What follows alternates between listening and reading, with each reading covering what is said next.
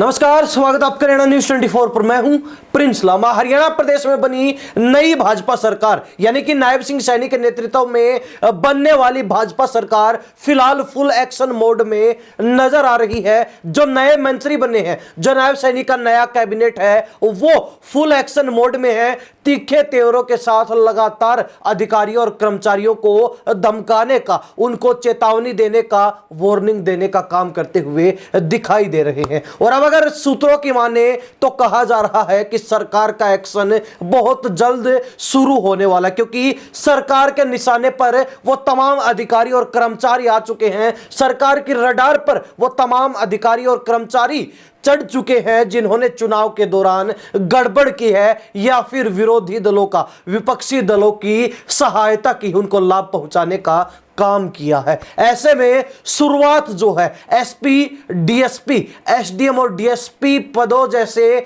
बड़े रैंक के ऑफिसर से होने वाली है। और दीपावली के बाद माना जा रहा है कि इन तमाम बड़े ऑफिसर्स पर गाज गिर सकती है। सरकार कार्रवाई करने जा रही है। आपको बता दें कि बहुत जल्द हरियाणा से मुख्य सचिव टीवीएसएन प्रसाद रिटायर होने वाले हैं। 31 अक्टूबर को उनकी रिटायरमेंट डेट बताई जा रही है। और उसके बाद माना जा रहा है कि सरकार इसी के साथ बड़े प्रशासनिक बदलाव हरियाणा प्रदेश में करने जा रही है। तो ऐसे में तमाम वो अधिकारी जो एसपी, डीएसपी हैं या फिर डीसी हैं और एसडीएम रैंक के जितने भी अधिकारी हैं जिन्होंने चुनाव के दौरान गड़बड़ की या फिर जिनकी नाम सहित शिकायत सरकार के पास पहुंच चुकी है, जिनका डाटा सरकार के पास पहुंच चुका है, वो अब सचेत हो जाएं, जागरूक हो जाएं, वो अब जो है सावधान हो जाएं, क्योंकि सरकार कार्रवाई करने वाली है,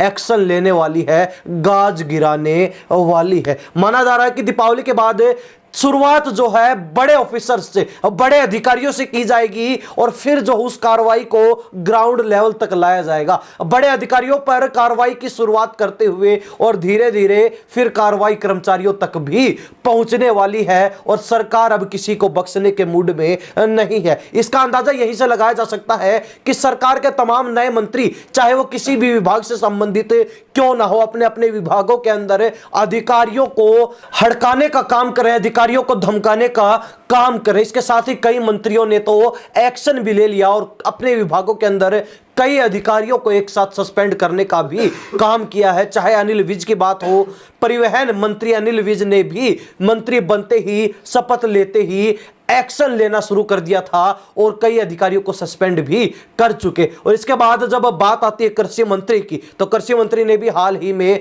24 अधिकारियों और कर्मचारियों को कृषि विभाग से एक साथ सस्पेंड किया था। और उसी के बाद से लगातार हरियाणा प्रदेश के तमाम प्रशासनिक अधिकारियों और कर्मचारियों के बीच हड़कंप मचा हुआ है कि अब सरकार किसी को भी नहीं बख्शने वाले। और विशेष तौर पर वो अधिकारी और कर्मचारी जिन्होंने चुनाव में गड़बड़ करने की कोशिश की, चुनाव में गड़बड़ की और जिनकी शिकायत ऊपर पहुंच चुकी है, सरकार को मिल चुकी है, जिनके नाम उन सूचियों में शामिल हो चुके हैं, जिन पर गाज गिरनी है, एक्शन होना है, उनको पसीने छूट रहे हैं। वो अधिकारी अब भागे घूम रहे हैं कि कहीं उन पर गाज ना गिर जाए और वो मार में ना आ जाए। आपको बता दें कि भाजपा के कई विधायकों और जिला अध्यक्षों के द्वारा एक एक रिपोर्ट तैयार करके सरकार को, मुख्यमंत्री नायब सैनी को भेजी जा चुकी है, जिसमें हवाला दिया गया है कि किस तरीके से अधिकारियों ने चुनाव के अंदर गड़बड़ी की है और जिन अधिकारियों के नाम पर शिकायत जा चुकी है, जिन अधिकारियों का नाम कार्रवाई की सूची में